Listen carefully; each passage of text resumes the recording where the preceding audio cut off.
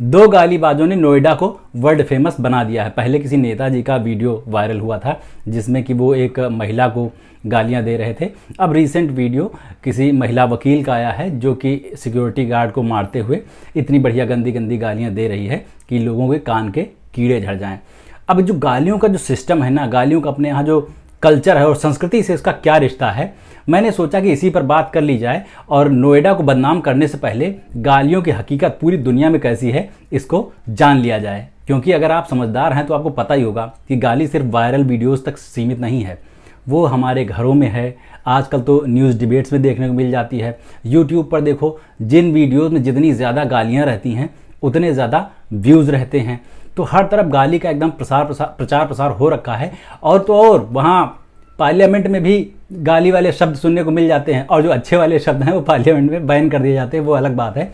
लेकिन गालियों की पहुंच हमारे जनमानस से बहुत आगे तक है। फिल्मों में कितनी गालियां सुनते आए हैं हम। पुराने ज़माने में हल्की फुल्की गालियां होती थी, उसके बाद फिर अनुराग कश्यप की फिल्मों को ए सर्टिफिकेट ही इसलिए मिलने लगा तो उसमें गालियां होती है। गाली कई प्रकार की होती है, सिर्फ माँ बहन वाली गाली नहीं, बहुत प्रकार की गाली होती है। दुश्मनों के बीच गाली होती है जो गुस्से में हाथापाई के वक्त निकलती है, उसमें भी माँ बहन होती है। और दोस्तों वाली गाली भी होती है।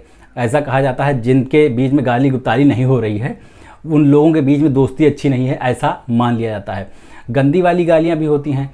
ख़ास तौर से कहा जाता है जिनको औरतों के अंगों से या औरतों से जोड़ के देखा जाता है, रिश्तों से जोड़ कर देखा जाता है, वो गंदी गालियाँ होती हैं। बाकी सारी अच्छी गालियाँ होती हैं। बहुत सारे इलाकों में जो चीज़ें गाली नहीं मानी जाती है अगले इलाकों में वही मान ली जाती है। जैसे हमारे यहाँ लखनऊ साइड में चूतिया को गाली नहीं समझा जाता है, लेकिन हम दिल्ली पहुँचे तो हमको पता चला कि ये तो सही भाई सबसे बड़ी गाली है। तो गाली कई प्रकार की होती है। प्यार वाली गाली होती है जो लोग पुचकारते हुए दे देते हैं अपने बाबू को, और गुस्से वाली भी गाली होती है जो कि एकदम झोंटा नचोगल के टाइम पे दिया जाता है। तो भाई साहब, गालियों का इतिहास नया नहीं है, बहुत पुराना है। जब से मानवता है तब से गालियां हैं। बहुत पहले के ज़माने में जब इंसान कपड़े भी नहीं पहनता था, नंगा पुंगा घूमता था, तो उसके सब अंग बाहर रह रहते थे, तो अंगों को देखकर क्या गाली बनाए कोई। लेकिन हाँ, धर्म वरम जब आ गया तो धार्मिक प्रतीकों को लेकर, उनके कर्मकांडों को लेकर लोग गालियाँ बनाने लगे। अभी मध्यकाल तक जब अपने यहाँ अंग्रेज़ों का शासन था तो हमारे यहाँ के लोग अंग्रेज़ों को किरस्तान कह के गाली देते थे। किरस्तान मेरे ख्याल से क्रिश्चियन का गाली वाला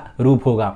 और जो वहाँ के गोरे लोग थे वो काले लोगों को निग्गा और क्या क्या बोलते रहते थे। ये जो नस्ली गालियाँ हैं और जो ये जातिवादी गालियाँ हैं पूरे वर्ल्ड में फेमस हैं। शारीरिक बनावट को लेकर, कमियों को लेकर या रंग को लेकर अबे कलुए, अबे लंगड़े जैसी गालियाँ अभी तक दी जाती हैं। लेकिन अब तो रीजन वाइज भी गालियाँ होने लगी हैं। जैसे लेटेस्ट आ गया, बिहारी बोलने पर ही इसी को गाली माना जाता है। यूपी वालों को भैया जी कह के गाली दी जाने लगी।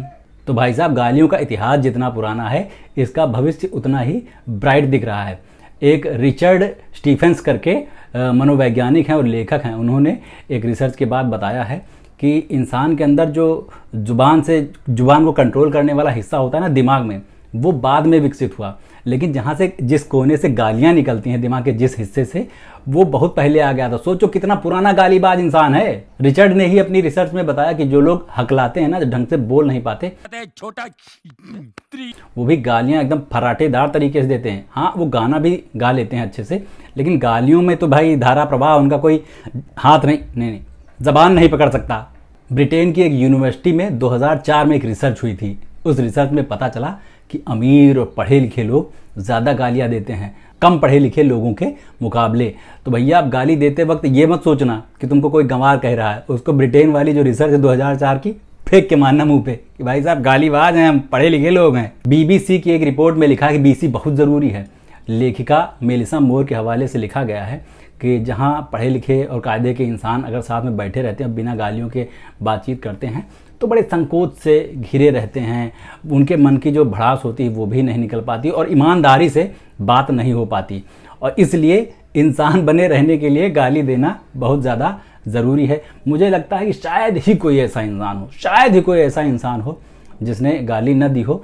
पर्सनली मुझसे क्या पूछते हो यार, ये सब गंदी बातें वैसे तो मैं करता नहीं हूँ। लेकिन हाँ, गुस्से में गालियाँ वालियाँ नहीं निकलती मुझसे, प्यार मोहब्बत में निकल जाती हैं। अब फेवरेट गाली मेरी मत पूछने लगना, पता नहीं कन्फ्यूज़न बहुत ज़्यादा हो जाएगी।